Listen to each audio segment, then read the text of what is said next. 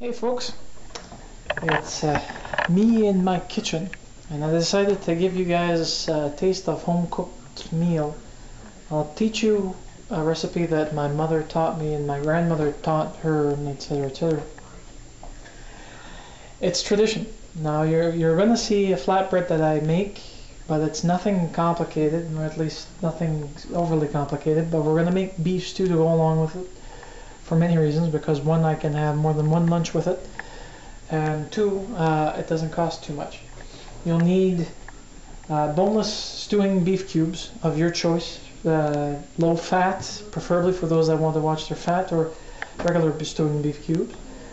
You'll need onion, carrots, and potatoes, as much as you want. This is about 5 small yellow flesh potatoes, 3 medium-sized carrots, 1 full onion. You'll also need some Lipton onion soup recipe mix, pepper and salt, some olive oil or any oil of your choosing, and also something I forgot, I'll need some bavril, or this, beef cubes. I'll need 1 because it's to give it some taste.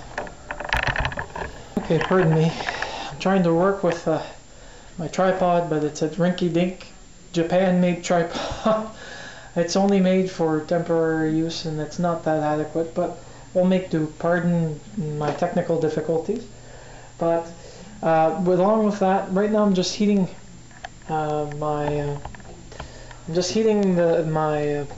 pan or pot, so I can actually sear these off until they become brown, and I'll fill you in as the steps go by, so I apologize in advance if I skip and skip and skip and skip, but you'll see it'll become something. Okay, first things first, add oil and then dump in your beef cubes, and you'll be practicing recycling. Don't throw out your phone, rinse it, and it goes into the recycling bin.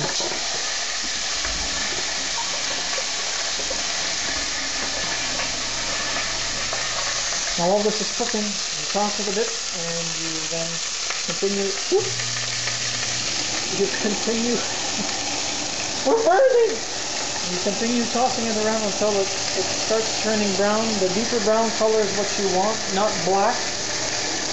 But then when it's all around covered or a little pink left outside, you then have to start throwing in your water and the rest of the ingredients, and we'll get to that in a moment. In my onions,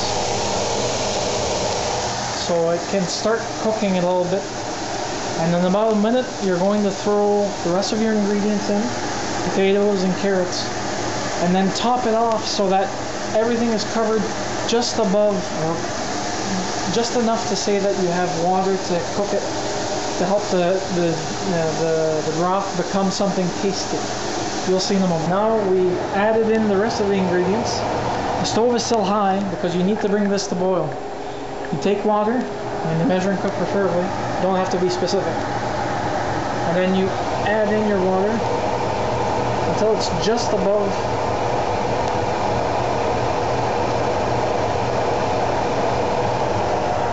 the vegetable line.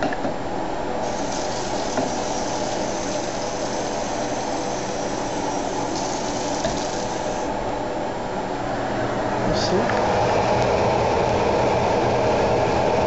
That's about as high as you want it. Now you can do this in the slow cooker, you can do this any other way you want, but it'll come out to the same results.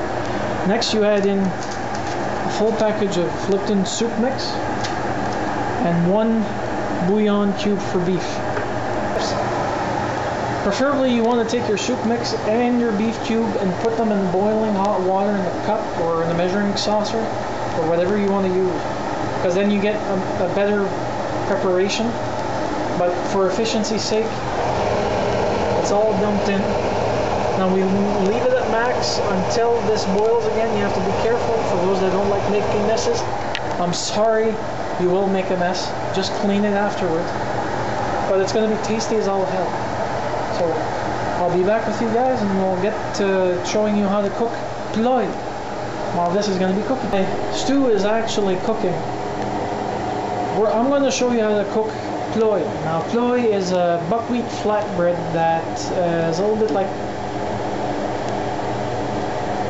crepes. Not really. You'll see when we're going to be cooking it. It turns out differently, but you'll need buckwheat flour, okay, preferably with no additives and preservatives. You'll need water that you'll need to boil to very, very hot, stifling degrees. You'll also need some baking soda, but you don't need that much, less than a quarter teaspoonful of baking soda. It's just to help it turn. And you'll need milk. Now I'm lactose intolerant, so I do need to use lactase. It gives it a slightly sweeter taste to the recipe, but it still tastes delicious. And well, right now I've got some of the ingredients prepped. I've got my baking soda and my buckwheat flour mixed together. The dry ingredients mixed together first so that you have less of an issue. Then you need to boil your water so that you can get it super, super hot. Basically I'm using this kettle, and until it starts whistling with no remorse, that means it's perfect. And then I need my milk. Now you can use, the best results always come out with 2% milk lactate. I hate treating my own milk because the results are not always the best. So I just I buy ready-made milk for the cost that it costs me. I don't have to go and buy the goddamn products to actually do it. Unfortunately, it costs lots of money. Work to the wise, you want to save money, you have a few options. There's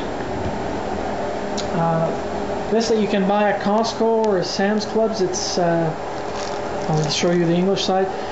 And Weber Naturals has lactase enzymes. If you buy this, it works marvelous. But it's big capsules full of dry product. I'm looking for something. Oh, and you can also buy the instant small pill formats that you get for portable versions.